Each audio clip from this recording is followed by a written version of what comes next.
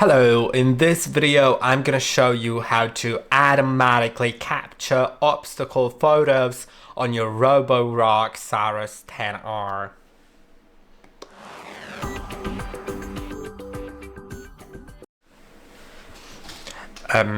It can automatically capture photos of detected obstacles and mark them where they are on the map, so you can easily recognize them later and pick them up for the future cleaning.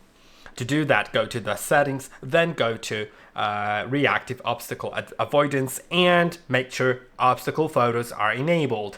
Now, it's done. I hope that this video was helpful. Don't forget to like and subscribe, and I'll see you in the next one.